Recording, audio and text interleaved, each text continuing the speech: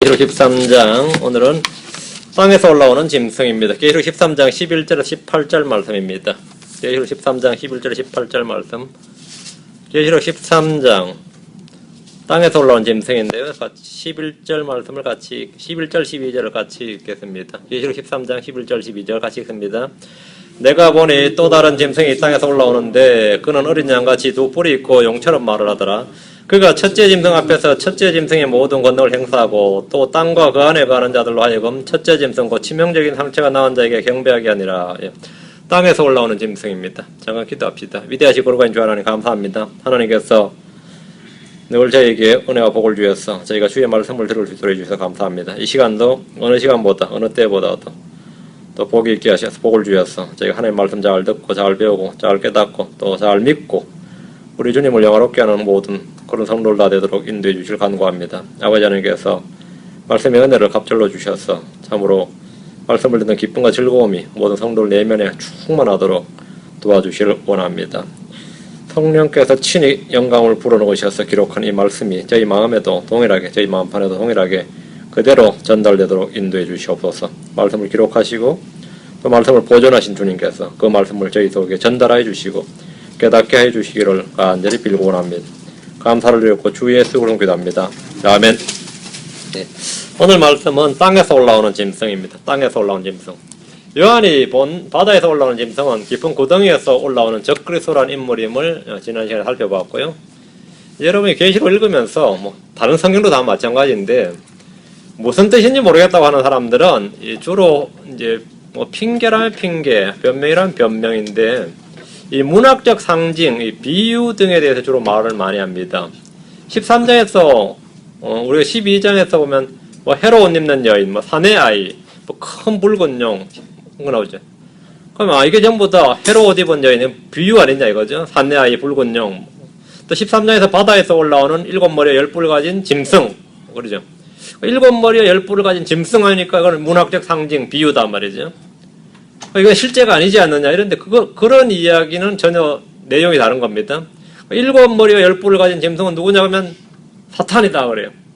여기가 사탄이다 그러면 우리가 어떻게 알 수 있습니까? 성경이 스스로 그렇게 말해 주기 때문입니다. 그러니까 비유니 상징이니 하면서 알 수 없다고 하는 것은 사실은 속임수입니다. 언어를 알아야 한다느니 중동 문화나 관습이나 전통을 알아야 된다 이런 것도 다 거짓말입니다. 주님께서 자신이 하신 말씀을 우리가 충분히 깨달을 수 있도록 설명을 하고 명료하게 분명하게 성경 자체에서 밝혀줍니다. 여러분이 원어 사전 없이도 여러분은 12장에 나오는 해로 옷 입은 여인이 이스라엘임을 쉽게 알 수 있습니다. 그렇죠? 큰 붉은 용, 하늘에 나타난 큰 붉은 용이 누군지 알 수 있습니다. 어떻게 알 수 있어요? 12장 9절에 설명이 나온단 말이죠. 12장에 그 큰 용, 즉 저 옛뱀 곧 마귀라고도 하고 사탄이라고도 하며 온 세상을 속이는 자가 이렇게 설명이 딱 나옵니다. 스스로 그렇죠? 주님께서 그 용이 에덴에서 여자를 속이던 옛뱀이었고 성경에서 마귀라고 언급되는 인물이며 사탄이다 이렇게 말씀을 해주십니다. 이렇게 성경을 보는 걸 가지고 문자적 해석이라고 합니다. 성경의 문자적 해석이라는 뜻이 뭐냐면 성경에 기록된 말씀을 다른 데서 기록을 찾아서 해석하는 걸 문자적 해석이라고 그래요. 근데 이 문자적 해석에 대한 오해가 많습니다. 굉장히 많아요. 문자적 해석이라고 그러면 주님께서 그 의미를 문자적으로 설명해 주신다는 뜻입니다. 그게 문자적 해석이라는 뜻이에요. 흔히 세대주의자라고 하면 이 성경을 문자적으로 해석하는 사람들을 하면서 좀 비아냥거리는 경향이 있습니다. 이거 하늘의 문이 열렸다 그러면 문은 실제 문이 아니라 하늘의 문이 무슨 문이 있냐 예수님이지 이게 굉장히 영적인 해석 같고 수준 높은 것 같고 하늘에도 문이 있다 창이 있다 그러면 어쩌? 그거는 영 아닌 것 같단 말이죠. 예를 들어 지옥에 문들이 있다 그러면 어때요? 지옥에 문들이 있다 그러면 지옥에 무슨 문이 있겠냐?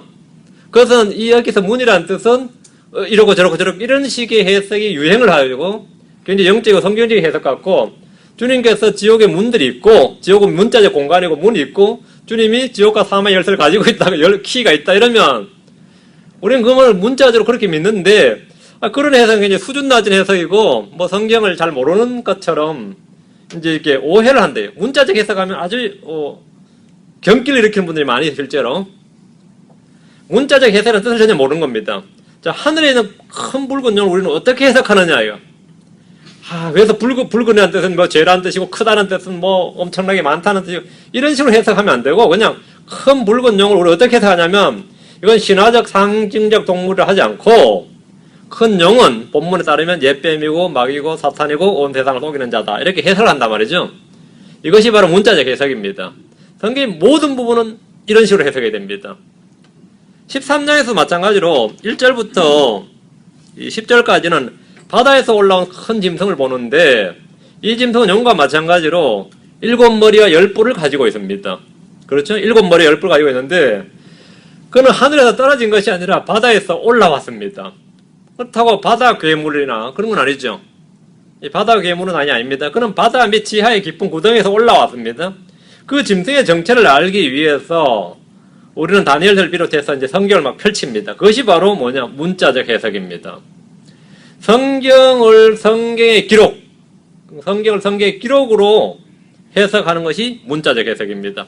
성경 공부는 누구의 주장이나 견해를 공부하는 것이 아닙니다. 설교 시간도 마찬가지죠. 우리가 하나님의 말씀을 선포하는 것이지 어떤 사람의 견해나 주장을 쫙 나열하고 이런 주장이 있다, 이런 견해가 있다는 것을 여러분한테 강론하는 게 아니단 말이죠. 주에 기록된 말씀을 공부하는 겁니다. 성경의 저자는 하나님입니다. 그분은 지금도 우리 안에 거하시고 우리 가운데 계십니다. 성령께서는 기록된 말씀을 가지고 말씀을 하십니다. 바다에서 올라온 짐승의 모습은 매우 복합적인데 표범과 곰과 사자의 모습을 가지고 있었죠. 그 특성을 모두 합쳐놓은 것 같았고 용은 그에게 자기의 권능과 자리와 큰 권세를 주었습니다. 바다에서 올라온 짐승은 이 세상의 신이요 공중 권세 잡은 통치자에게 모든 것을 받습니다. 그러나 그는 머리와 오른팔에 치명적인 상처를 입게 되어서 죽게 된 자 같았다가 살아났는데 이것이 이 사건을 통해서 온 세상이 놀라면서 그를 따르게 됩니다. 13장 전반부는 이 짐승에 대해서 기록하고 있습니다. 세상 사람들은 용과 짐승을 경배하며 찬양하며 따릅니다. 온 세상에서는 세계 단일 종교가 형성된 겁니다. 짐승에게 신성모독한 입을 주고 42달 동안 그 권능을 지속할 권능을 용이 줬습니다. 짐승은 입을 벌려서 하나님을 대적하며 모독했고 그분의 이름과 그분의 성막과 하늘에 가는 자들을 모독했습니다. 그가 성도들과 전쟁에서 이기는 것을 허락받고 온 세상의 모든 족속과 언어와 민족들을 다스리는 권능을 받았습니다. 이는 종교와 정치를 통합한 절대 권력자가 되었다는 겁니다. 온 세상의 모든 민족은 모두 짐승의 통제와 지시를 따릅니다. 어느 민족이나 그에게 권력을 바치고 복종을 합니다. 짐승에 경배하는 자들은 창세로부터 죽임을 당한 어린 양의 생명체에 기록되지 않는 사람들입니다. 그때 짐승에게 경배하지 않는 수많은 사람들이 죽임을 당할 것입니다. 그들은 목이 잘립니다. 그러나 그들의 혼은 구원받습니다. 주님께서 왕국복음을 전할 때 하신 말씀이 있죠. 마태복음 10장 39절에 자기 생명을 찾는 자는 것을 잃을 것이요 나로 인하여 자기 생명을 잃는 자는 것을 얻으리라 이렇게 말씀하셨는데 이 말씀은 대환란 때 문자 그대로 적용이 됩니다. 자기 생명을 찾는 자는 잃는다요. 그러니까 내가 살고 싶어 하면 죽어요. 대환란 때는 자기가 살고 싶다. 어떻게 한 생명은 부지해야 되지 않겠습니까? 이런 사람은 다 죽습니다. 구원 잃어버려요. 자기 생명을 얻고자 하거나 찾으려 하는 자는 그것을 잃을 것이다. 성경 분명히 그렇게 말합니다. 마태복음 16장 25절에 누구든지 자기 생명을 구원하려 하는 자는 그것을 잃을 것이요 누구든지 나로 인해 자기 생명을 잃으려 하는 자는 그것을 찾으리라 했습니다. 여기서 자기 생명은 육신의 생명입니다. 육신의 생명. 생명을 구원하려는 자는 잃는다. 자기 생명을 찾으려는 자는 잃는다 했어요. 오늘 크리스천들에게 우리 전도하면서 그 말하면 다 웃죠. 살자고 믿는 것이지 죽자고 믿냐 그럴 거 아니에요. 믿는 것이 살자고 믿는 것이지 누가 죽자고 믿냐고 안 그래요? 이게 이 시대 구분 세대 구분을 정확히 딱 해야 됩니다. 요한복음 12장 25절에도 주님께서 자기 생명을 사랑하는 자는 그것을 잃을 것이요 이 세상에서 자기 생명을 미워하는 자는 영생에 이르도록 그것을 간직하리라 했습니다. 모두 대환란 때 문자 그대로 이 땅에서 성취될 말씀들입니다. 근데 성도들의 인내와 믿음은 이런 상황에서 저항하고 싸우는 것이 아니라 포로로 끌려가고 칼로 죽임을 당하는 겁니다. 성도들의 인내와 믿음은 고난 속에서, 이 환난 속에서 드러납니다. 고난을 없도록 기도하는 것이 아니라 고난을 견디고 기뻐하는 것이 성도들의 인내고 믿음입니다. 그러니까 주님의 권능이 우리 안에서 가장 잘 드러날 때가 언젠가 하면 견디는 힘이에요. 우리가 견디는 힘인데 성도들이 고난 속에서 환난 속에서 잘 견딘다면 오래 참고 견디고 인내하는 것은 성령이 주신 힘인데 세상 사람들이 볼 때는 두 가지 반응이죠. 와, 놀랍다. 역시 믿는 자는 다르다. 아니면 독하다. 이야, 독하다. 믿는 놈들 진짜 독하다. 이래 되겠죠. 여러분이 뭐 독하다 소리를 듣든지 무슨 소리를 듣든지 간에 그 성령의 권능, 그 말씀의 권능은 고난 때 드러나요. 고난을 당해보면 아직 괜찮으시냐 그러면 뭐 무슨 소리를 들었는지 몰라도 견딜만 합니다. 아직은 끄덕없습니다면 그 대단한 거죠. 그게 뭐냐면 파워입니다. 예수 믿는 사람들이 가진 파워인데 엄청난 거죠. 그 파워가 엄청난 겁니다. 그러니까 주님은 이런 성도들을 뭐라고 하냐면 이기는 자들 이렇게 말씀하셨습니다. 이기는 자들. 끌려가면 끌려가고 죽이면 죽는데 상관없다고 하는 사람들 있죠. 그런 사람을 이기는 자들이라고 하는데 그 이기는 자들에게 복을 약속하셨습니다. 다니엘서 7장 18절 22절 27절 다니엘서 7장이 그 짐승의 장이다 하고 지난 시간에 계속 살펴본 그런 장입니다. 다니엘 7장 18절 22절 21절인데 다니엘 7장은 계시록 13장과 짝을 이루며 배경이 되는 장입니다. 7장 18절 다니엘 7장 18절 그러나 지극히 높으신 이의 성도들이 그 왕국을 취하고 영원히 곧 영원 무궁토록 그 왕국을 소유하리라. 약속이죠? 성도들이 주신 약속인데 이기는 자들이 주신 복입니다. 대환란 때 이기는 자들에게 주신 복이에요. 포로로 끌려가고 칼로 죽임을 당하는 성도들에게 주어진 하나님의 약속입니다. 22절 마침내 옛적부터 계신 이가 오셨어. 지극히 높으신 이의 성도들에게 심판을 주셨으므로 때가 이르매 성도들이 그 왕국을 소유하였더라. 그 왕국을 소유하였더라. 성도들을 죽인 자들에 대한 심판은 주님이 해주십니다. 주님은 복수의 칼을 들고 철저히 원수들을 갚아주실 겁니다. 그리고 성도들에게는 그 왕국을 소유할 수 있게 해주십니다. 27절 왕국과 통치와 온 하늘 아래의 왕국의 위대함이 지극히 높으신 이의 성도들의 백성에게 주어지리라. 그분의 왕국은 영존한 왕국이며 모든 통치 권세가 그분을 섬기며 순종하리라. 여러분 누구에 주어진다고요? 성도들의 백성에게 주어지리라.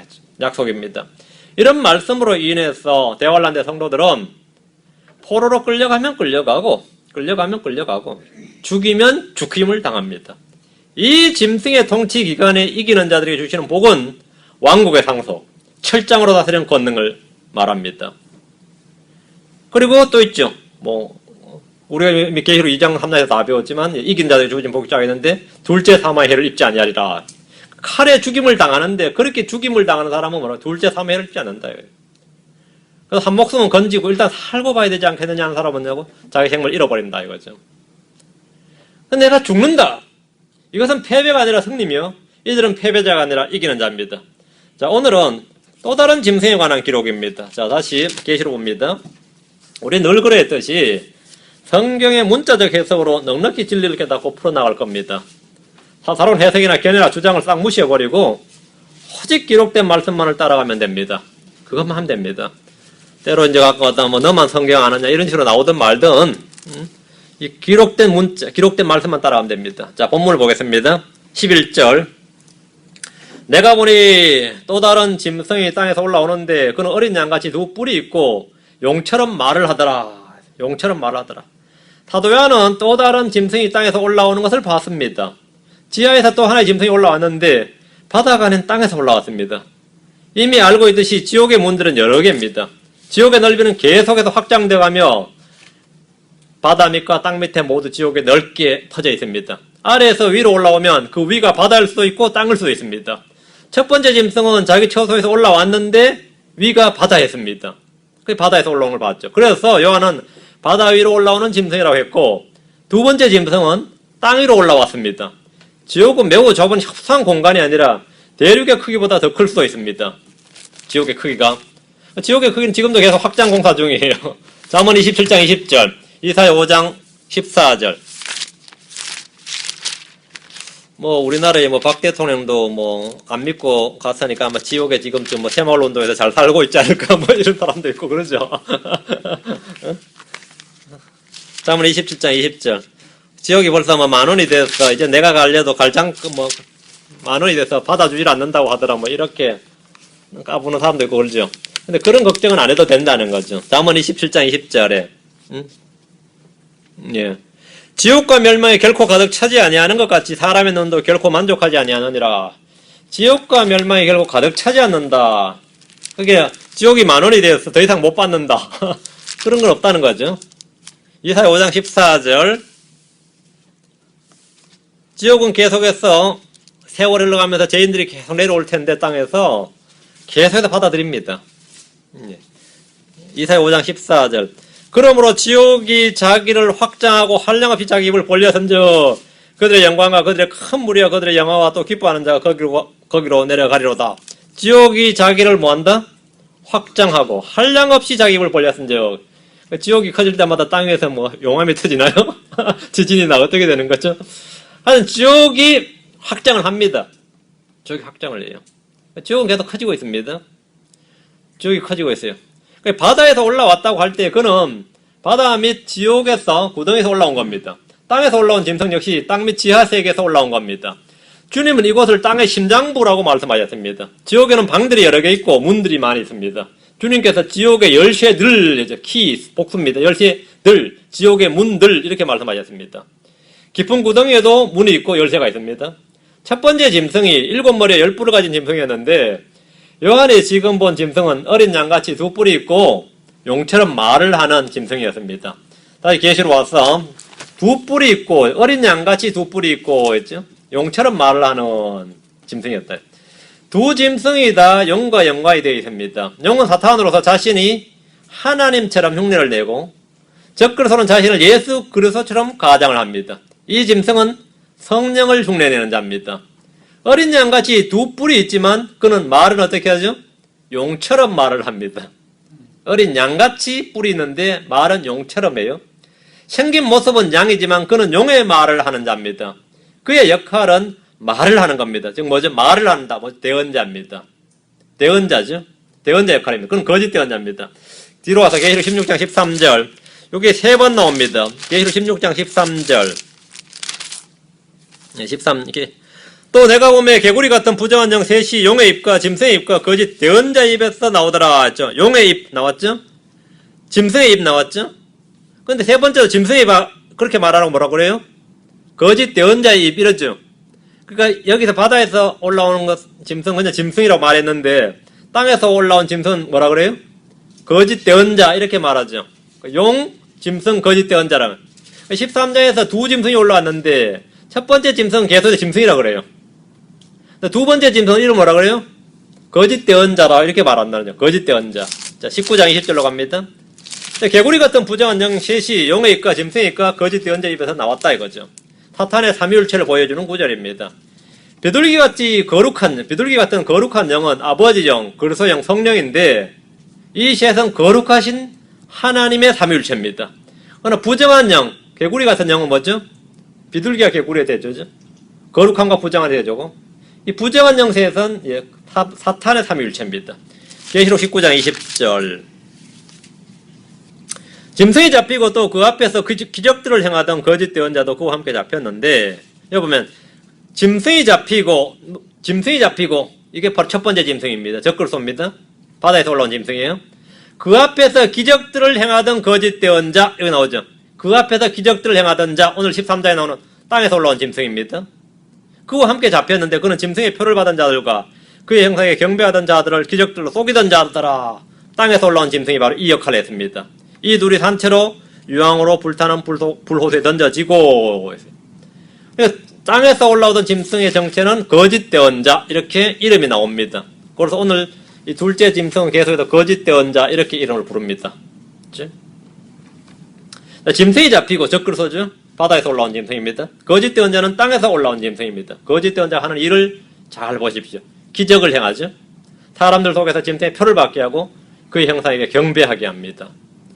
용과 짐승과 거짓 대언자 역할이 정확하게 아버지, 아들, 성령의 사역을 모방하고 있음을 쉽게 알 수 있습니다. 아버지께서 아들을 보내시고 그분이 죽고 부활하신 후에 성령을 보내셨습니다.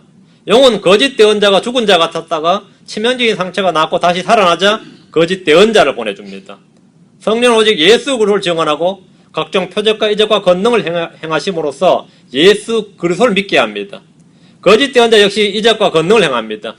사도행전에서 성령의 권능이 나타난 것처럼 요한계시록에서는 거짓 대언자의 권능이 나타나는 거죠. 예, 악한 영의 권능이 나타나는 겁니다. 성령께서는 사람들로 하여금 예수 그리스도를 믿고 높이고 그분을 증언해서 모든 사람들이 구원받게 합니다. 거짓 대언자는 짐승을 높이고 그를 증언하고 믿게 하고 모두 멸망하게 합니다. 그렇죠? 첫째 짐승은 정치적 권력을 잡고 이 땅의 모든 민족들의 왕, 킹이죠. 왕으로 통치자로서 지배하고, 둘째 짐승은 그런 정치적인 왕을 서포트해주는 종교적인 지도자 역할을 합니다. 이것은 어느 민족에게나 정치 지도자 밑에 항상 종교가 뒷받침해주는 건 어느 민족인데 구약에서도 항상 그 시스템이 똑같습니다. 예를 들어서 이 발락이 있으면 누가 있죠? 대언자 발람이 있는 거죠. 파라오가 있으면 얀네와 얀브레가 있는 거죠. 항상 그 시스템입니다. 자, 본문 13장 12절. 그가 첫째 짐승 앞에서 첫째 짐승의 모든 권능을 행사하고 또 땅과 그 안에 가는 자들로 하여금 첫째 짐승 곧 치명적인 상처가 나은 자에게 경배하게 하니라. 이게 바로 정확히 거짓 대언자가 했던 일이라고 계시록 19장 20절에 나왔습니다. 땅에서 올라온 짐승이 하는 일을 보십시오. 첫째 짐승 앞에서 첫째 짐승의 모든 권능을 행사합니다. 이 둘은 결코 분리할 수 없는 존재처럼 같은 일을 행합니다. 이 짐승은 땅과 그 안에 가는 자들로 하여금 첫째 짐승, 그 치명적인 상처가 나은 자에게 경배하게 합니다. 땅에서 올라온 짐승은 자기에게 경배하라고 하지 않습니다. 자기를 섬기라고 하는 것도 아니고 첫째 짐승을 경배하라는 거예요. 자기를 믿으라, 자기를 섬기라, 이게 아니죠. 결코 자기를 드러내지 않고 계속 첫째 짐승에 초점이 맞춰집니다. 성령께서는 오직 예수 그리스도를 증언하고 그분에 관해 말씀하시며 그분을 믿고 그분을 경배하라고 말씀합니다. 그렇죠? 사역의 초점이 예수 그리스도다 말이죠. 성령께서는 결코 자기를 믿으라거나 자기를 섬기라거나 자기를 경배하라고 하지 않습니다. 오늘날 많은 교회에서 성령을 잡고 중심에 두는 경향이 있는데 그거는 정확히 비성경적이고 반성경적인 일입니다. 성령의 사역은 예수 그리스도입니다. 성령께서는 십자가에 못 박혀 죽으셨다가 부활하신 분에게 경배하라고 합니다. 그런데 거짓 대언자는 치명적인 상처에서 죽었다가 다시 살아난 짐승에게 경배하라 이렇게 말합니다. 너무나 유사합니다. 마귀들의 사역이 얼마나 하나님의 사역과 비슷한지 주목하십시오. 놀라울 정도로 유사합니다. 위조품은 진품과 거의 같아야 됩니다. 그렇지 않으면 위조품이 아니에요. 누가 금과 구리를 헷갈릴 사람은 없다고. 응? 그렇죠? 다이아몬드하고 쇳덩어리를 헷갈릴 사람은 없어요. 근데 다이아몬드하고 위조 다이아몬드, 인조 다이아몬드 한번 보세요. 그거는 헷갈리죠. 헷갈리죠. 그 남편이 해준 다이아몬드 평생 그거 안 껴보고 장롱 속에 있다가 나중에 진짜 위급할 때 찾으는 거 좀 팔아서 쓰려고 보니까 가짜였더라 그런 말이 들잖아요. 그런 거 있어요. 근데 또 이 며느리한테 물려줬다나 어떤 사람 걸 때 이게 정말 어려울 때 우리 좀 살게 돼서 마련해준 이 반지다 이거 가보다 해가지고 물려줬더니 알고 보니까 가짜였더라 이래요. 죄를 지어서 가짜가 밝혀진 거지. 그런 케이스도 있고. 얼마나 유사해야 모르는 거죠. 성경도 마찬가지고 적글러도 마찬가지고 거짓 대언자도 마찬가지입니다. 유사한 겁니다. 마귀들의 사역이 얼마나 유사한지 모릅니다. 마귀는 빛의 천사로, 사탄도 자신을 빛의 천사로 가장한다고 했습니다. 자신을 하나님이라고 속이는 자입니다. 거짓 대언자는 말로만 속이는 것이 아닙니다. 말로는 뭘 못해요. 큰 이적과 권능과 표적을 통해서 사람들을 속이는 자입니다. 자, 그렇다면 속지 않기 위해서 필요한 것이 뭡니까? 기록된 주의 말씀입니다. 기록된 주의 말씀이에요. 체험이나 느낌은 참과 거짓을 구분하는 절대 기준이 될 수 없습니다. 거짓 대언자의 손에는 성경이 들려 있을지 모릅니다. 그는 땅과 그 안에 가는 모든 자들에게 첫째 짐승을 증언하고 그를 경배하라고 합니다. 이는 성령께서 땅의 모든 사람들에게 복음을 전한 것과 같습니다. 13절 13장 13절입니다. 그가 큰 이적들을 행하되 사람들의 눈앞에서 불이 하늘로부터 땅 위로 내려오게 하고 있습니다. 이분은 참으로 놀랍게 그지없는 장면입니다. 큰 이적들을 행하는데 사람들의 눈앞에서 불이 하늘로부터 땅 위로 내려오게 했습니다. 왜 그가 거짓 대언자라 불리는지 이 장면에서 확인이 알 수 있습니다. 거짓 대언자 그랬죠. 이 하늘에서 불이 내려온 것은 구약에서 모세와 엘리야 가장 유명한 가장 위대한 대언자가 했던 일입니다. 하늘에서 불을 내린 사람들을 한번 생각해 보십시오. 모세와 엘리야입니다. 모세를 대적하던 자들은 하나님께서 불을 보내서 심판하셨습니다. 주님은 불평하던 무리들에게 불을 보내셨는데, 시편 한번 봅시다. 시편 78편 21절, 106편 18절. 자, 두 구절씩 시편 78편 21절, 106편 18절. 78편 21절.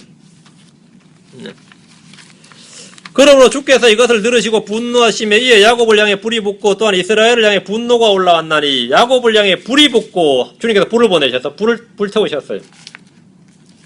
뒤로 시편 106편 18절. 모세를 대적하던 백성들은 불이 붙었습니다. 하나님께서 불을 보내신 거예요. 문자 그대로 불입니다. 시편 106편 18절. 그들의 무리 속에 불이 붙어 불꽃이 사악한 자들을 태웠도다. 이것도 문자 그대로입니다.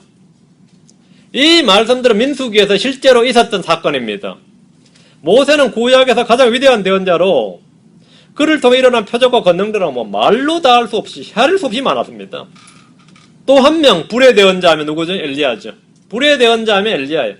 엘리야는 하늘에서 불을 내려서 바알의 대언자들을 응징했고 참 하나님이 누구이신지를 입증했습니다. 또한 자기를 잡으러 온 무리들을 하늘에서 불을 내려서 응징을 했습니다. 그런 권능과 표적을 행한 한 사람이 이 땅에 나타났어요. 그는 사람들이 보는 앞에서 불을 내렸습니다. 맞죠? 그럼 이 사람은 어떤 대언자? 다들 하나님의 대언자라고 그러겠죠? 성경은 그를 거짓 대언자라고 그러는데 사람들은 그를 하나님의 대언자라고 하겠죠. 잘 생각해보세요. 이 사람이야말로 모세나 엘리야와 같은 대언자라고 믿지 않을 사람이 거의 없을 겁니다. 거의 없을 겁니다. 파라오의 궁에 있던 얀네와 얀보레는 거짓 대언자였지만 모세가 행하던 표적과 권능을 거의 다 따라했습니다. 따라했어요. 바알의 대언자들은 하늘에서 불을 내리는 일을 실패했지만 사탄에게 그런 권능이 없다고 생각하는 것은 성경에 대한 무지를 드러내는 일입니다. 만약 신학자들이나 목회자들은 누가 사탄은 불을 내릴 권능이 없다 그러면 이 사람은 성경 안 읽은 사람이에요. 사탄은 얼마든지 하늘에서 불을 내릴 수 있습니다. 역사적인 예가 있죠. 어디 있죠? 욥기로 가세요. 1장 16절. 욥기 1장 16절. 그가 아직 말할 때에 또 다른 사람이 와서 종이 와서 하나님의 불이 하늘에서 내려와 양들과 종들을 태워 없애버렸나이다.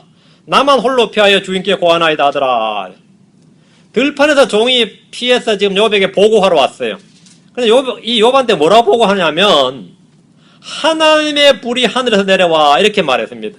그러나 사실은 하나님의 불이 내려온 게 아니라 이 불은 하나님 내린 불이 아니고 사탄이 욥을 시험하기 위해서 내린 불이었습니다. 근데 종은 속은 거죠.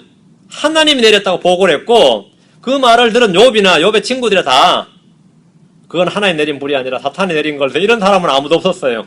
욥이나 나중에 욥의 종이나 욥이나 훗날 찾아온 욥의 친구들은 이 불이 사탄에게서 온 것인지 알지 못하고 하나님께서 내린 불로 알았습니다. 그래서 하나님께서 내게 왜 이런 시련을 주시는가, 왜 나를 시험하시는가, 막 이렇게 나오게 된 거죠. 그 소울스를, 이 불의 원천을 몰랐던 거죠. 그 초자연적인 일이 발생했을 때 그 초자연적인 일의 배후, 그 근원을 한번 터치해보는 건 굉장히 중요한 일입니다. 마찬가지로 대환란 때 거짓 대언자가 모세와 엘리야처럼 하늘에서 불을 내릴 때 사람들은 그가 참 대언자이고 하나님의 대언자인 줄로 쏟게 될 것입니다. 사람들은 초자연적인 권능이나 이적이나 표적에 대해서는 한없이 약합니다. 스스로 지혜롭다고 하는 사람들이 영적인 문제에 있어서는 너무나 쉽게 속습니다. 거짓 대언자는 하늘에서 불을 내림으로써 성경을 인용할 수 있습니다. 그 거짓 대언자 불을 내리는 하는 말 열왕기상 18장 24절 엘리야처럼 불로 응답하신 곳 그분이 하나님이시니라 이러면 어떻게 되겠죠? 게임 끝나는 거지 뭐. 불로 내리신 불로 응답하시는 분 곧 그분이 하나님이시니라 이러면 그때 예루살렘에 있던 모든 사람들은 다 아멘이지 뭐. 달리 할 말이 있어요?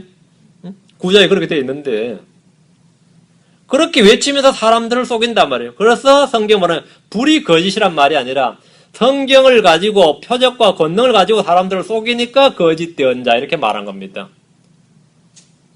아, 그 불은 진짜 불이 아니라 그냥 불빛처럼 환상이야, 일루전이다. 그게 아니에요. 진짜 불 맞아요. 진짜 불 맞아요. 자, 다시 갑니다. 14절. 계시록 13장 14절. 또 그 짐승의 눈앞에서 기적들을 행할 권능을 소유하여 그 기적들로 땅에 거하는 자들을 속이며 또 땅에 거하는 자들에게 말하여 그들이 칼로 상처를 입었다가 살아난 이 칼로 상처를 입었던 장면이 세 가지로 묘사되어 있는데, 하나는 거의 죽은 자 같았다가 살아났다, 회복되었다. 그럼 안 죽었는데 상처만 회복된 걸로 보이는 그런 구조는, 그렇죠? 또 지금 요 부제 14절 같은 경우는 죽었다가 살아난 것처럼 보이죠. 여기 아주 그 죽음과 완전히 죽었다가 살아난 건지, 죽은 자와 같았다가 일어난 건지, 그 정도에 왔다 갔다 한 경계선이었어. 그래가지고, 이게 이제 흉내를 내서, 이제 부활을 흉내내는 거야. 죽음에서 부활을 흉내내는 건데, 칼로 상처를 입었다가 살아난 그 짐승을 위해 형상을 만들게 하더라. 자, 본문을 잘 보세요. 그 짐승의 눈앞에서 기적들 행할 권능을 소유하며, 했죠. 거짓 대언자의 사역은 철저히 첫 번째 짐승에게 맞추어져 있습니다. 마치 성령의 모든 사역이 철저히 주 예수님께 맞추어져 있고 집중되어 있는 것처럼, 거짓 대언자의 사역은 첫 번째 짐승, 적그리스도에게 맞추어져 있습니다. 오늘날 많은 교회에서 이 성령의 시대란 말을 많이 씁니다. 아주 흔하게 쓰고 여러분 많이 들었을 겁니다. 그런 말과 그런 주장은 오류입니다. 거짓입니다. 성령은 오직 주 예수 그리스도의 것을 가지고 주 예수 그리스도의 일을 하시는 분입니다. 거짓 대언자는 그 짐승의 눈앞에서 거짓을 행할 권능을 소유하고 있습니다. 기적들로 하는 일은 무엇입니까? 기적들로 행하는 일, 권능을 가지고 하는 일, 땅에 거하는 자들을 속이는 겁니다. 가장 위대한 속임수, 가장 위대한 사기꾼이 마귀입니다. 그는 온 세상을 속이는 자입니다. 이 일에 거짓 대언자가 주도적인 역할을 합니다. 다시 14절. 또 땅에 거하는 자들에게 말하여, 또 땅에 거하는 자들에게 말하여 했으니까 하늘에 올라간 자들은 제외죠? 해당 사항이 없어요. 지금 땅에 거하는 자들, 그들이 칼로 상처를 입었다가 살아난 그 짐승을 위해 형상을 만들게 하더라. 거짓 대언자는 사람들에게 칼로 상처를 입었다가 살아난 그 짐승을 위해 형상을 만들게 하더라 했어요. 사람들은 위대한 인물들에 대해서 뭐하죠? 초상화를 그리거나 형상을 제작하는 것을 좋아합니다. 한국 사람들은 당군상을 많이 만들죠. 캐톨릭은 뭐하죠? 마리아상, 예수상을 아무데나 세우는 걸 즐겨합니다. 크리스천들은 주로 십자가상을 만들어서 목걸이나 귀걸이에 또 팔찌로 쓰고 교회 건물에 또 십자가를 세우기도 합니다. 불교도들은 아무데나 불상을 만들어 세웁니다. 종교인들만 그런 것이 아닙니다. 북한 사람들 보세요. 곳곳에다 김일성 동상을 세워서 참배하죠. 형상을 왜 세웁니까? 왜 세워죠? 거기에 경배하라는 겁니다. 거기에 경배하라는 거예요. 대환란 때 사람들은 성모상이나 예수상이나 불상을 세우는 것이 아닙니다. 짐승의 형상을 곳곳에 세울 겁니다. 거짓 대언자는 마리아상을 세우라 그러지 않습니다. 예수상을 세우라도 아니에요. 짐승의 형상을 세운다예요. 거짓 대언자가 하는 일의 핵심 사역 중 하나가 이겁니다. 광장이나 거리마다 짐승의 형상이 세워질 겁니다. 만약 성경을 알거나 믿는 신자라면 거짓 대언자가 기적을 행하든지 불을 하늘에서 내리든지 간에 형상을 만들도록 하는 이 한 가지만으로 그가 거짓임을 쉽게 알 수 있고 구분할 수 있습니다. 왜 그렇죠? 하나님은 형상을 새기는 것을 금지하셨기 때문입니다. 형상을 새기는 걸 금지하셨고 형상 제작 자체를 금지하시고 그 앞에서 경배하는 걸 금지하셨어요. 자, 출애굽기 20장 4절, 레위기 26장 1절. 자, 출애굽기 20장 4절, 레위기 26장 1절.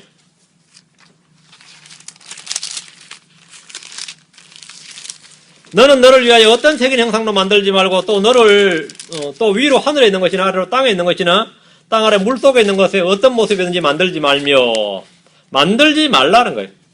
이 음성과 다른 모든 음성은 낯선 자의 음성입니다. 낯선 자의 음성이에요. 다른 이의 음성이에요. 내 사랑하는 이의 음성이 아닙니다. 양들은 자기 목자의 음성을 알아듣습니다.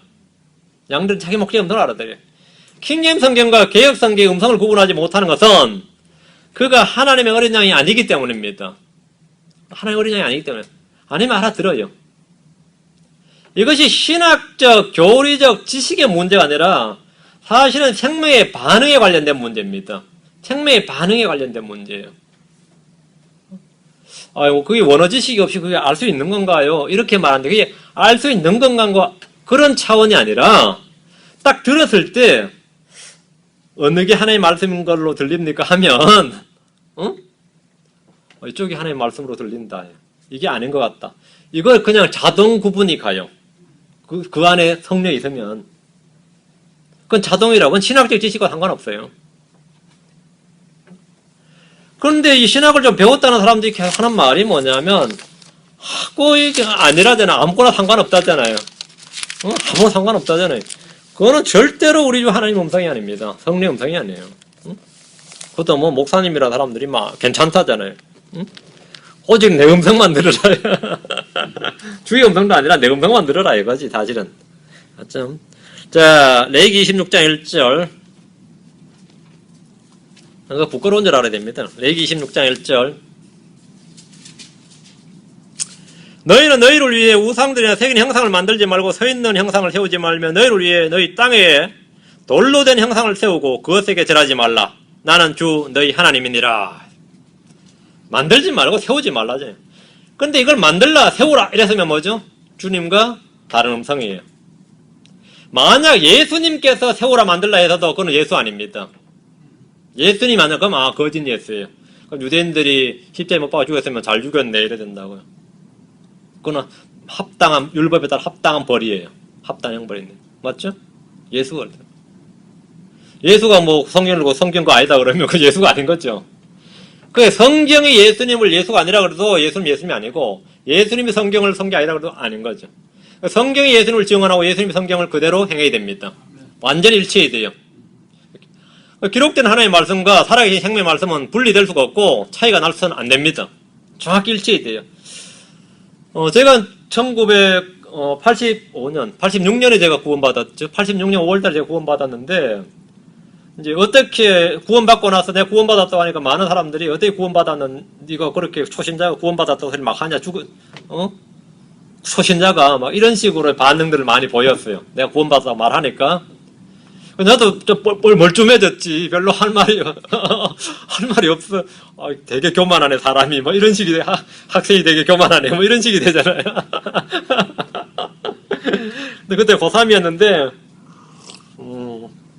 그 대신 되게 열심히 내, 그러더라고요. 저도 이제 스스로 그 답을 얻어야 되는데, 나는 구원받은 걸 알기는 알겠는데, 답을 해주기가 쉽지가 않더라고요. 그런데 이제 다른 사람들한테 이제 여러 물어봤죠. 소위 구원받았다 싶은 사람들이 물어보니까 뭐 방언받았다, 성령 체험했다, 뭐 찌릿찌릿했다, 뭐 등줄기 뜨거웠다, 굴렀다, 별소리가 다 나오는 거야. 나는 그런 체험이 하나도 없었어요. 그래 방언받고 그게 구원받은 뭐 워낙 성경을 모르니까 이제 구원받고는 저도 장로교였고 그래 이제 대학교 와서 성경을 하는데 이분에 대해 상당히 심각하게 고민을 했어요. 그때 딱 배운 이 주의 말씀이 이겁니다. 성경에 기록된 말씀이 증언한 그 기록된 말씀의 증언에 의해서 내가 예수를 믿는다는 거였어요. 성경에 기록된 말씀의 증언 때문에 내가 예수가 예수인 것을 내가 확신하노라. 이렇게 그게 제가 대학교 1학년 때 여름방학 때 그걸 알았어요. 그 이후로부터는 뭐 이제 헛소리 들어도 제가 이제 눈도 끔찍 안 했는데 그때까지 상당히 고민 많았어요. 기록된 말씀이 예수를 증언한다. 이 증언보다 더 확실한 증언은 없다 이거예요. 서류가 다큐멘트. 이 서류가 written documentary. 이게 지금 예수를 증언하는 거예요. 예수를 증언해. 예수가 누구라고? 그러시오. 살아계신 하나님의 아들이시고 주이심을 증언한단 말이죠. 그럼 믿는 거죠. 이것과 다르게 말한다. 그건 아니에요. 제가 이걸 굉장히 많이 강조를 해가지고 난 구원받았다고 하니까 왜 구원받냐? 성경이 나를 구원받았다고 말했다. 그럼 네가 만약 하늘에 갔을 때 내가 심판 때 네가 믿었던 게 가짜였다 그러면 그럴 리가 없다. 이거. 그놈이 가짜다 그랬어요. 내가. 성경과 다른 그 장면이 가짜다 그래요. 그게 가짜다. 그랬더니 제가 이제 평판이 안 좋았어요. 너무 교만한 인간 이렇게. 그때부터 저는 여러 사람들이 지키기를 너무 교만한 인간으로 지켜버린 거예요. 실제로. 근데 그때까지 그러려니 하고 이제 넘어갔는데 나중에 이제 킹제임스 성경을 알게 됐는데 항상 마음속에 진짜 이건 내 사랑하는 이 음성이 아닌 마음속에 늘 이게 아닌 것이 신학적으로 몰래 나도. 내가 원어를 배워서 내가 증명해버리라 이런 생각을 했지만 그래서 이제 킹잼성경을 알고 나서 이거는 내가 사랑하는 이 음성이다. 이건 주의 음성이다. 그냥 알아들은 거죠. 알아듣고 나서 킹잼성을 워낙 확신해가 내가 구원받은 것처럼 확신하면서 이걸 전하니까 또 많은 분들이 반응은 뭐냐면 저렇게 교만한 인간이 누가 있느냐. 그 반응 지금까지 그래. 지금까지.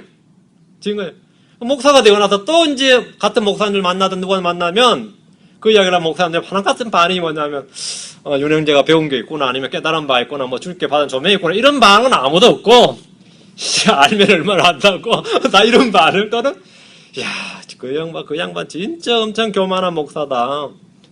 젊은 목사가 말도 엄청나게 단정적으로 하고 자기 주장만 옳다 그러고 아니면 다 틀렸다 그러고 하는데 제가 주로 하는 건 구원하고 성경 문제만 그러죠.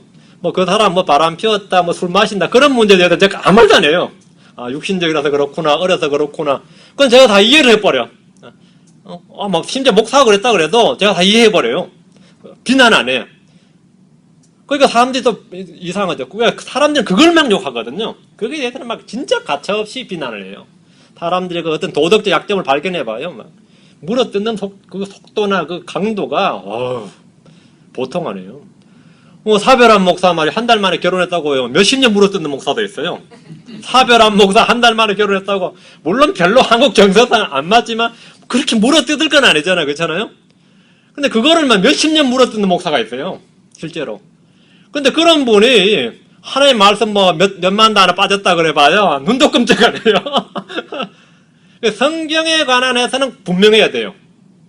그게 정상인적이고 그러니까 주의 거룩한 분노는 주님과 관련된 것에서만 드러나야 됩니다. 주님께서 이 노하시거나 분노하신 것은 성전에 대해서 맞죠? 주의 성전에서 이놈 장사할 때 또 주의 신성 모독할 때 주님께서 위선과 이식을 행할 때 이렇게 모독을 주님이 분노하셨지 뭐 세리들이나 창기들한테 주님이 막 분노하거나 안 했어요. 어디 먹고 살 짓이 없어서 그따위 일을 하느냐. 주님은 그런 말씀 안 하신다고. 안 그래요? 주님은 그런 도덕적인 부분에 대해서 그렇게 비난한 적은 없어요. 그거는 우리가 보면 이상하죠. 바리새인들은 주로 묵한지에 모였습니다. 그런 부분을 막 사정없이 노려치는 거라고.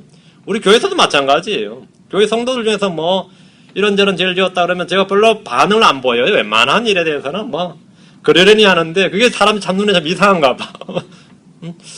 엄청나게 뭐라 그래야 될 것 같은데 가만히 있거든요. 어떤 자매가 짐 싸들고 집을 나가버렸는데 그 남편이 나한테 찾아와서 하는 말이 내가 엄히 불러다가 막 몰아쳐주기를 원하더라고요. 나는 사람이 그럴 수 있어요 하는 반응이니까 나한테 막 분노를 해. 아니, 목사님 그런 식으로 나오면 어떡하냐고. 응? 성경을 가지고 엄히 막 책망을 해야 되는데 그분은 그런 부분은 둘이가 웬만하면 해결하시고 그거는 가정 문제니까 교회 문제가 아니고 가정 문제니까 가정에서 웬만하면 해결하시고 교회 문제 만들지 말라는 식의 반응이 이제 저 반응이에요. 응? 가정 문제라고는 가정 문제는 가정에서 웬만하면 해결하라고.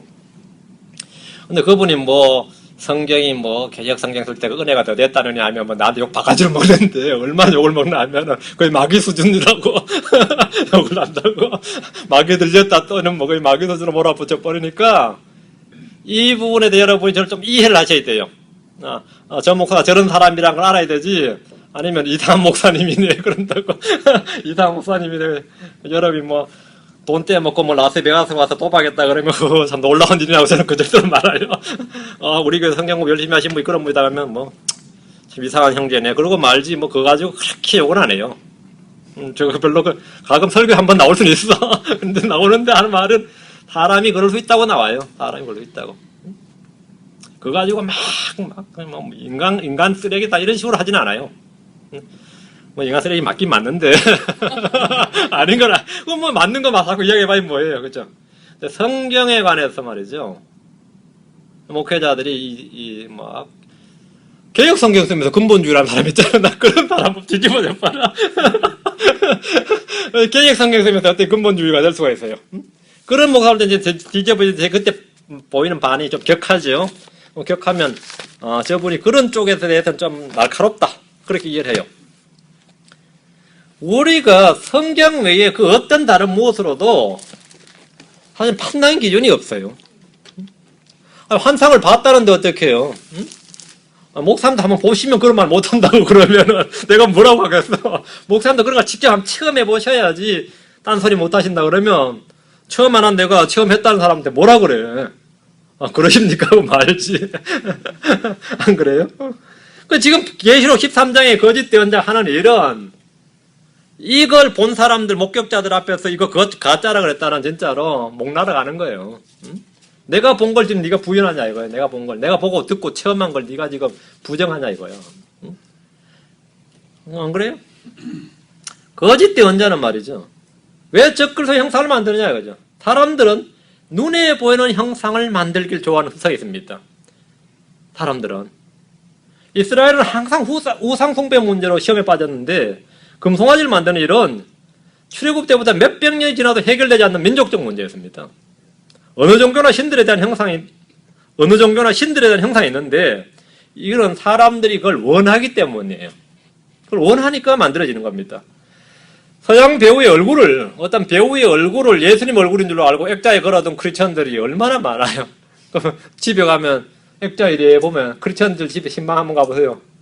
저 배우 좋아하시나 봐요. 그러면은 유명한 배우였던, 저 당시에 상당히 유명한 배우였죠. 그러면은 예수님 아니었어요. 이러면 언제 예수님 양키였나요?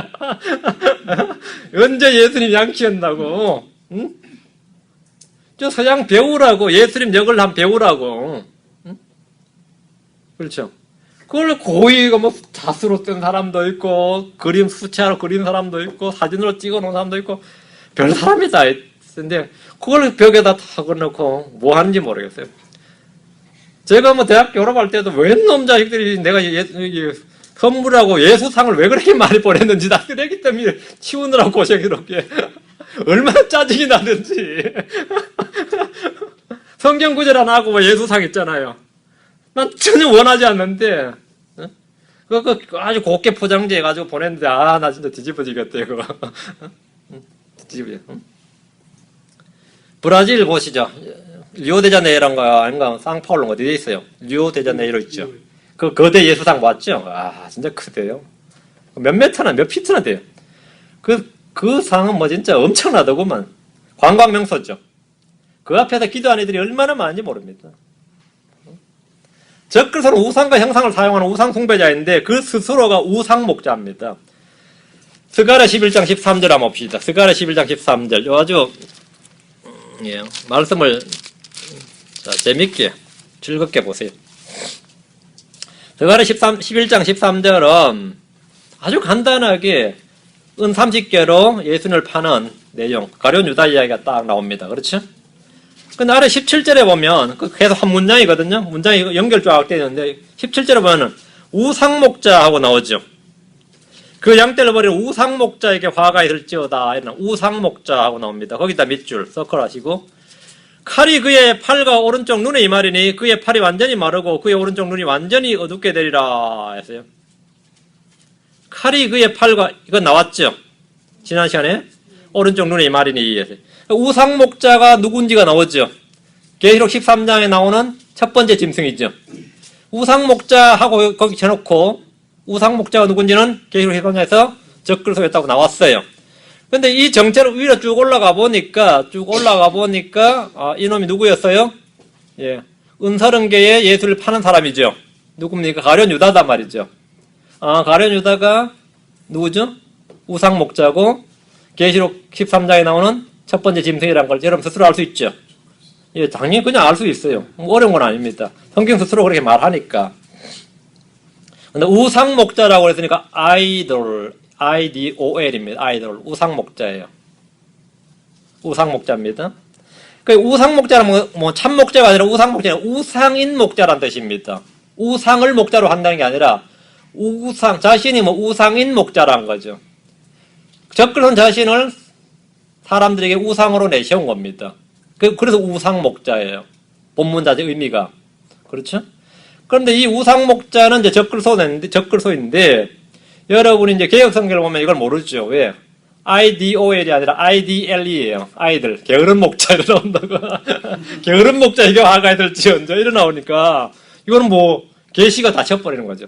성경 단어가 바뀌면 진리와 계시가 닫혀버린 겁니다. 그리고 바뀌어버린 거죠. 게으른 목자 이거 가만히 있을 줄 알아. 이런 우상 목자라고. 예수님은 양들을 먹이고 섬기는 선한 목자시고 참 목자십니다. 양들을 위해 자기 생명을 내놓습니다. 우상 목자는 11장 15절에 따르면 지금 어리석은 목자 이런 나오죠. 어리석은 목자이며 양떼를 돌아보지 아니하고 어린 자를 찾지 아니하며 상한 자를 고치지 아니하고 잠잠히 서 있는 자를 먹이지 아니하며 오히려 기름진 것들의 고기를 먹고 또 그것들의 발굽들을 갈기갈기 찢는 양떼를 버리는 목자. 주님께서는 이걸 성경에서 뭐라 합니까? 삭군 목자 이렇게 맞죠? 그렇게 나옵니다. 거짓 대언자가 그 짐승을 위해 형상을 만드는 것은 그가 선한 목자가 아니라 무슨 목자이기 때문에? 우상 목자이기 때문에 형상을 만드는 거예요. 그 간단합니다. 뭐 해석할 것 없어요. 성경에 그냥 쭉쭉 나와요. 자 봅시다. 13장 15절 또 그가 그 짐승의 형상에게 생명을 줄 권능을 소유하여 그 짐승의 형상이 말도 하게 하고 그 짐승의 형상에게 경배하려 하지 아니하는 자들은 다 죽이게 하더라. 거짓 대언자가 하는 놀라운 일 중에 하나가 이겁니다. 짐승들에게 사람들에게 짐승의 형상을 만들게 한 후에 그 만들어진 형상에게 생명을 줄 권능을 소유합니다. 형상이 그냥 나무나 돌이나 금이나 은으로 만든 조각상이 아니라 말을 한다고 한번 생각해 보십시오. 말을 한다. 이거. 마치 흙으로 사람을 지은 하나님께서 콧구멍에 숨을 불어 넣으시니까 사람이 살아있는 혼이 되었단 말이죠. 창조행위죠. 사탄은 흙이나 나무 조각에 직접 생명을 불어넣어서 살아있는 혼이 되게 하지는 못할지라도 생명을 줄 권능을 소유하고 있으면 분명합니다. 성경의 증언에 기록된 증언에 따르면 이것은 분명한 사실입니다. 성당 앞에 서 있는 성모상이나 마리아상이나 예수상에 말이죠. 땀이나 눈물만 흘려도 기적이 일어났다고 난리치죠 지금. 응? 온 세상에 특정 보도 나오고 말이죠. 그곳은 성지라고 불립니다.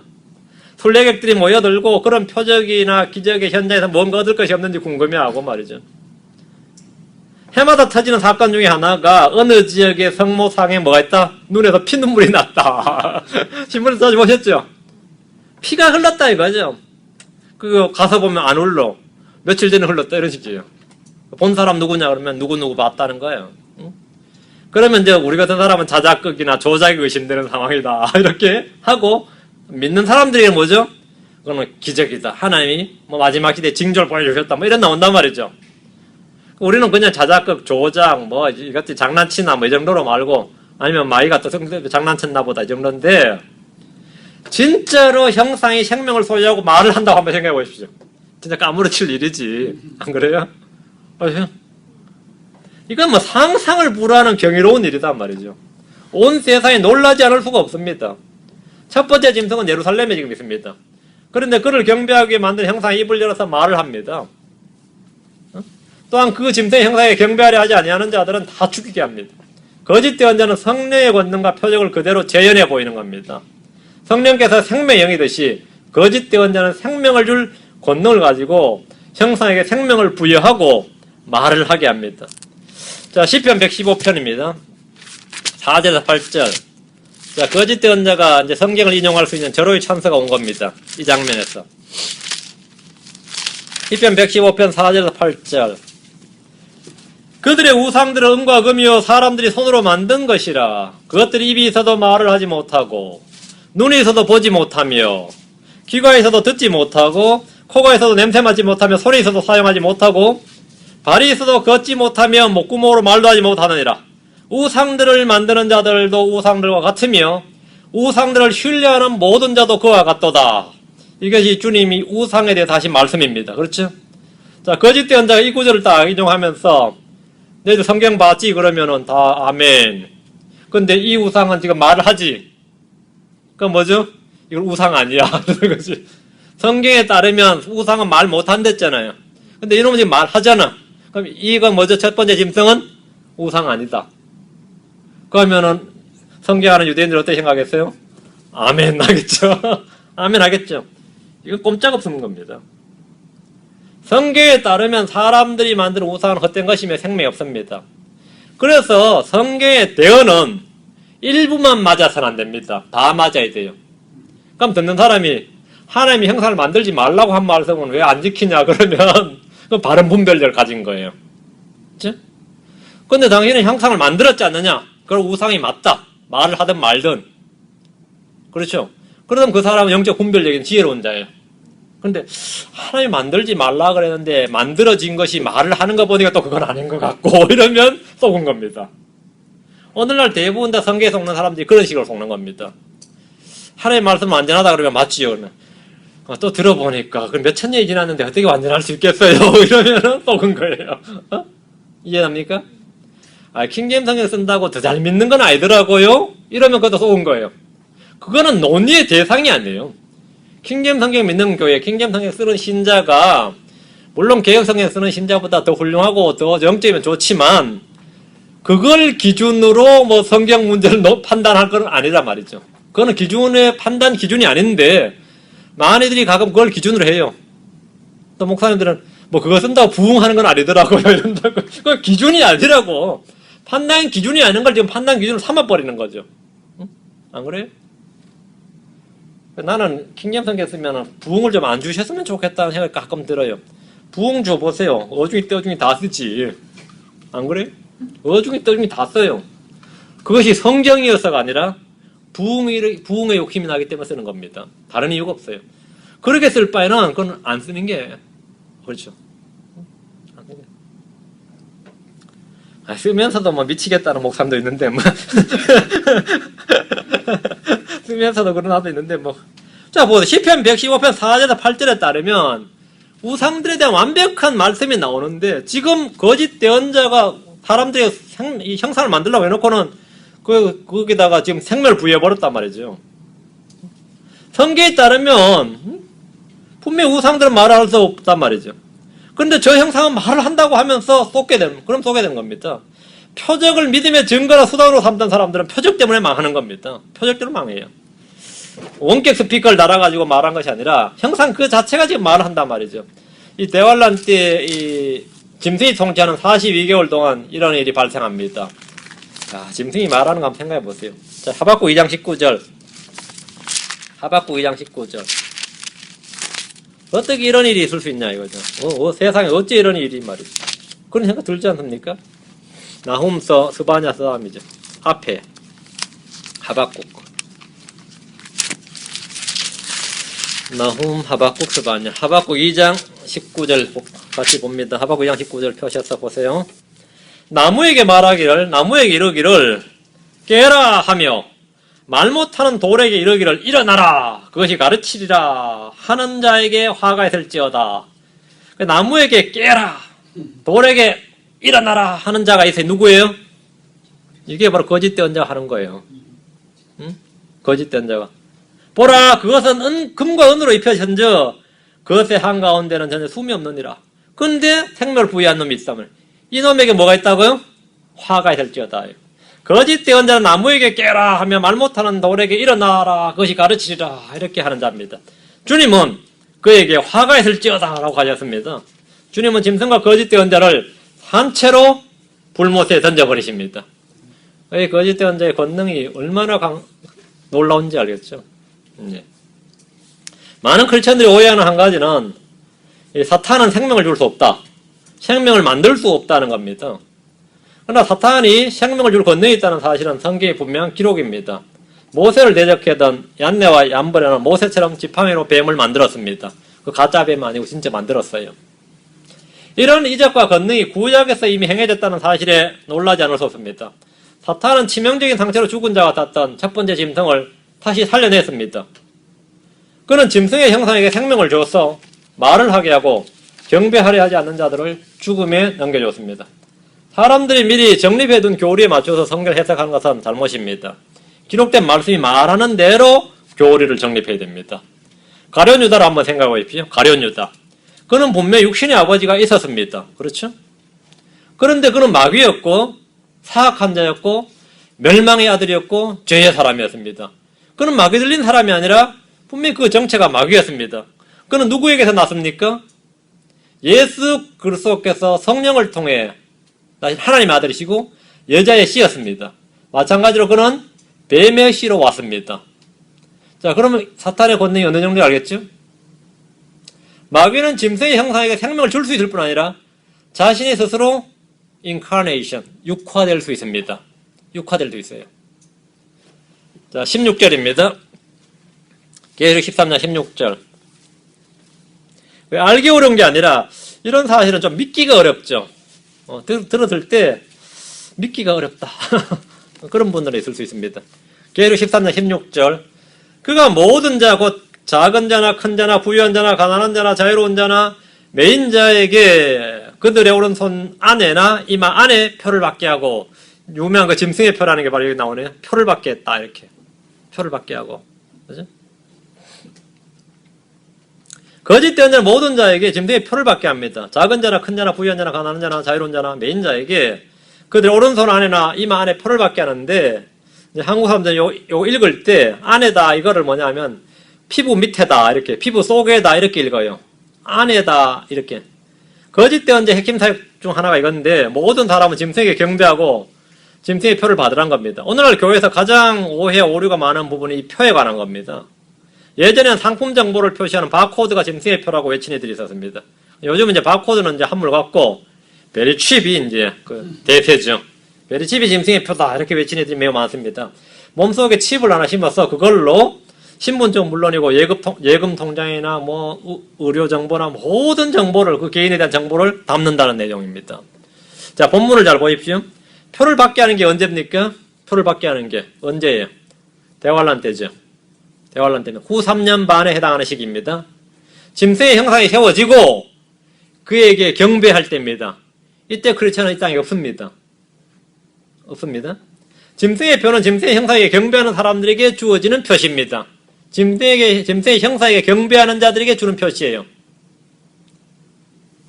성도들이 구원받은 후로 물로 침례를 받고 성령으로 인칭을 받듯이 거짓된 자는 짐승의 형상에게 경배하는 혼들에게 표를 주는데 적그리스도의 성도란 뜻입니다.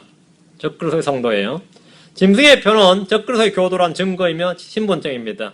짐승의 표는 누가 줍니까? 거짓된 자입니다. 미국 정부나 이민국이나 사회보장국이 주는 게 아닙니다.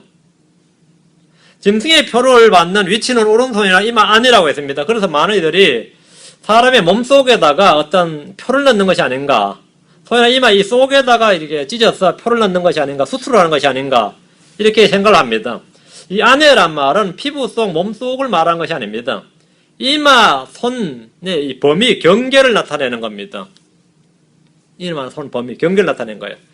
그들의 손에라고 하면 신체에서 손 부위, 즉 손에 해당되는 부위 안에다가 표를 한다는 말입니다. 그들의 이마 안에다가 이렇게 하면 이마를 칼로 다 찢어서 그 속에다가 표를 넣는 것이 아니고, 이마에 해당하는 부위, 이 범위, 이마라는 부위에 표를 한다 이 말이에요. 이마 안에, 이게 이마 안에다는 뜻입니다. 계시록 20장 4절. 계시록 20장 4절. 요즘 이쪽에서도 뭐 맨날 베리칩 특강 많이 하대요. 베리칩 특강 많이 하더라고요. 또 그걸로 이제 업을 삼는 목회자들도 있고. 계시록 20장 4절. 또 내가 보니 왕자들과 그것들 위에 앉은 자들이 있는데 그들의 심판이 맡겨졌더라. 또 내가 보니 예수님의 증언과 하나님의 말씀으로 인하여 목배인 자들 혼들이 있는데 그들은 짐승과 그의 형상에게 경배하지도 아니하고 자기들의 이마 위에나 손 안에, 이마 위에다, 여기 서클, 이마 위에다, 손 안에, 위에나 손 안에 짐승의 표를 받지도 아니한 자들이더라. 그들이 살아서 그리스도와 함께 천년 동안 통치하되, 이마 위에나 어폰이죠. 이는 표시를 받는 신체의 부위이며 어폰은 표가 찍히는 위치입니다. 속에다 집어넣는 거 아닙니다. 이마에 표를 찍는 일은 창세기에서 우리 주님께서 가인의 이마에 표를 주신 것이 처음입니다. 가인의 이마 위에 표를 주셨고 가인의 이마 안에 표를 주셨는데, 주님께서 가인의 몸속이나 이마의 피부 조직 밑에 뭔가를 집어넣으신 것이 아닙니다.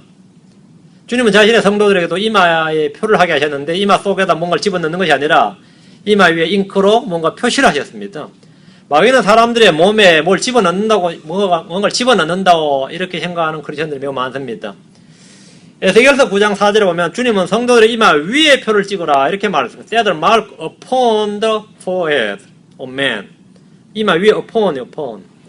이마 위에 이렇게 말씀하셨고, 대환란 때 14만 4천 명의 성도들 이마에 주님의 이름이 기록되어 있는데 이것도 위에입니다. 짐승 위에 탄 여자의 이마에도 한 이름이 기록되어 있는데 이마 위에 기록되어 있습니다. 마귀는 자신을 하나님처럼 속이고 언제나 하나님의 일을 흉내내고 위조하고 가장하고 속입니다. 표를 받으라. 이건 성경에 나오는 것이다. 이런 거죠. 에스겔서에도 나오고, 그렇죠? 그래서 사람들 속이는 겁니다. 거짓 대언자가 사람들의 손이나 이마에 표를 받게 하는 표의 위치는 안과 위다 말이죠. 몸속에 넣는 것이 아니라 손이나 이마에 해당하는 신체 부위의 범위, 경계 안에다가 어느 부위에 그냥 기록하면 됩니다. 여러분, 불교의 중들이나 티베트, 라마성이나 인도의 힌두교도들 중에 이마에 점을 찍는 사람들 많이 봤을 겁니다. 그들의 이마 안에 또는 이마 안에